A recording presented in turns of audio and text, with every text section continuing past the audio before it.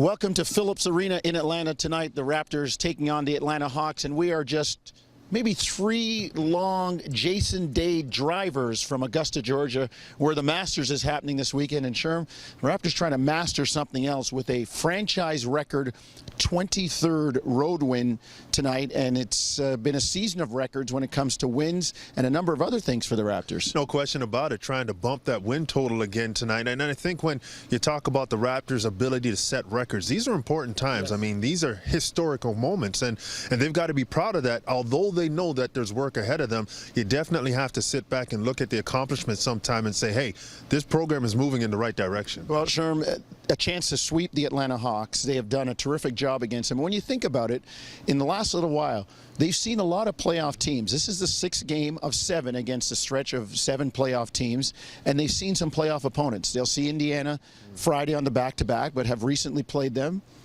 They've seen Boston. Yep. They've seen Atlanta. Charlotte. They've seen Charlotte.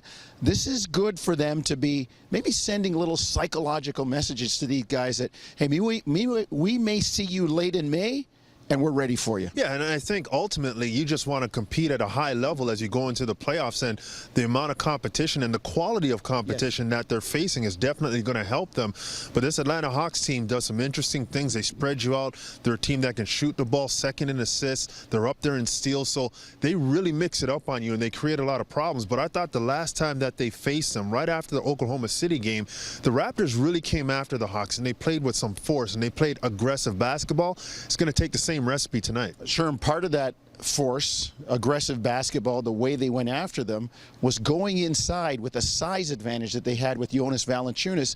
And when you think about playoff basketball and they start taking stuff away, you've always made the point, JV can catch, finish without dunking inside, and he's a key tonight. Yeah, and he can make free throws too. I mean, that's huge. So I think Jonas Valanciunas is staying on the floor because he's more mature. He's understanding that foul trouble will keep him on the bench, and defensively, I think he's doing a very good job using his length, not biting on pump fakes, and still being able to protect the paint. But his offense, and I talk about it many times, it's an underrated skill for big men to catch the ball in traffic cleanly and to be able to finish without dunking the basketball. Jonas can do that, and I think that's a huge benefit for guys like Kyle, Corey, and DeMar, who like to really get into the guts of the defense, and when they attract the second or the third defender, he's a great outlet. He can finish around the basket, and if they want to bang on him and foul him, he can get to the free throw line and hurt him. Well, you can see what happens. 8 o'clock tonight on TSN 4, and also here at the same time, 8 o'clock on Sportsnet 590, The Fan.